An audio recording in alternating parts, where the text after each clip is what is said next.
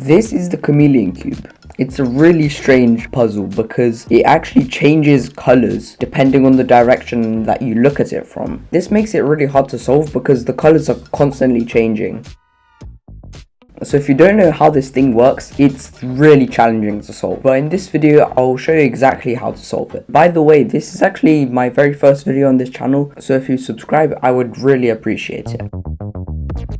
This cube costs this many dollars, because I don't know, and it comes out of the box kind of bad. Zero corner cutting. It can do it's not a good cube. It's not a speed cube, basically.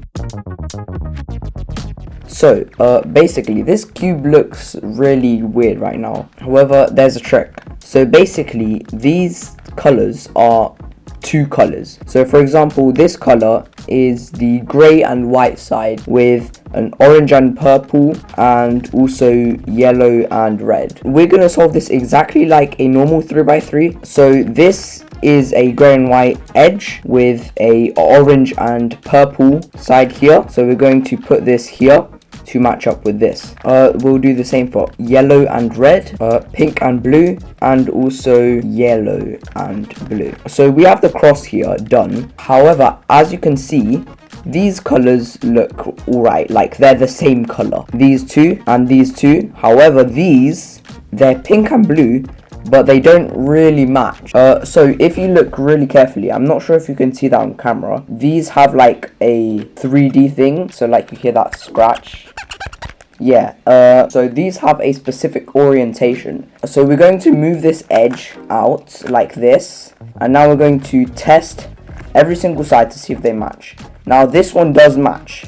See, the colors are the same, so we'll just move it back and we're done. The same thing has happened to the center though. So this center does not match with these edges, so we're going to move the edges out of the way like this, and they're here now. Now this center does not match, so let's test just by moving it once, and with one edge let's test, and yes, they do match, so we can bring the rest of them back. By the way, the edges and the corners will always match when they're in the right place. So now that we have the cross done, after the cross we have the F2L. This works with any method, by the way, so I'm just gonna go through with CFOP because that's what most people know. Okay, now how are we gonna pair these?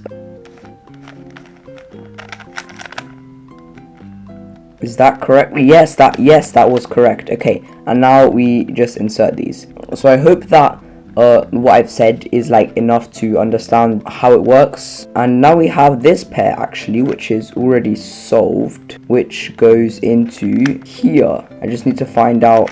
Okay, there we go. Let's do one corner with the beginner's method just to show. So we have this corner which can go into here. Oh, what?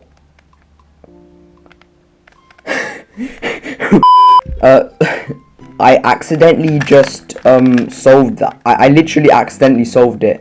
So I'm just gonna unsolve it. I did not expect that to happen.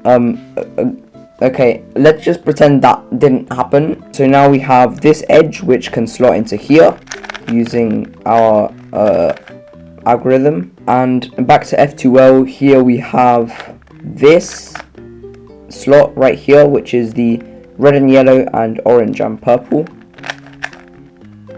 And there is our F2L. So onto OLL, which is actually quite different because now the colors, we are going to look for the colors, but they're not going to match. So for example, we have here this L here for this, but that makes no sense. So we have this L here which does not match, like the pieces don't match. However, that is fine because when we solve PLL, that's when these will just align properly. Because they're not like matched, it is a bit harder to do, but it's not that hard once you get the hang of it.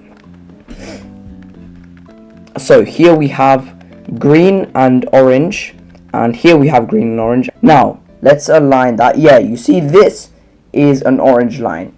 That might look like a line to do our other to look algorithm, but that's not the case. So that's why you have to be moving the cube to see what other colors there are. This looks like a line, but it's actually an L here. So let's do our L algorithm, and there we have our cross. And because we solved the cross, now the cross is in the right position. Actually, that is a lie. It is matched up for me by accident, but sometimes it isn't matched up, so you have to be really careful to look for the colors. So now what we have here is, forgot what this is called, 2 corners solved. So let's just solve this one. Okay, and there we go. There is our OLL done, and now we have just PLL. So now what we have here is actually a T perm, I think. So let's just do PLL, and done. We have officially solved the cube except one center. What is this center doing? So remember when we did the cross and we had to align these centers with the edge when we did the cross. Now that is really important right now, because now the only case that we can get is like the scratch. You see the scratch is going this way, and here the scratch is also going this way. We want the scratch to be going this way because there is an algorithm to do that. Actually, we don't have an algorithm to do that. I just somehow came across this, and it is to do 2 PLL algorithms to solve it. So basically we can do 2 J perms, 2 T perms, 2 A perms, and it will solve. I literally have no idea how that works, but yeah, it's mind-blowing. So now let's do 2 J perms, and this center should hopefully solve. There's one. Oh, this cube is so bad.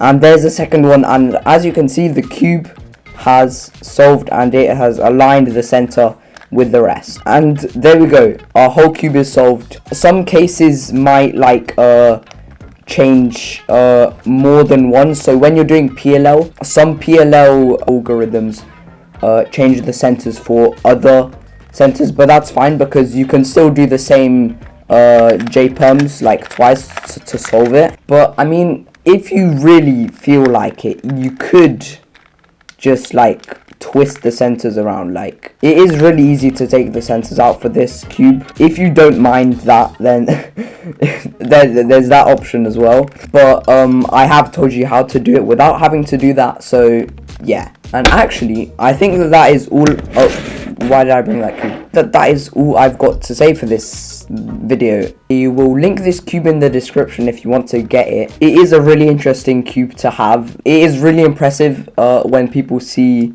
you solve it, because like they're so it is really confusing if you don't know how it works. Once again, this is my first video on the channel, so if you would subscribe, that would really help. And I guess that's all. That was how to solve the Chameleon Cube. I'm Cubicide, and we'll see you in the next one.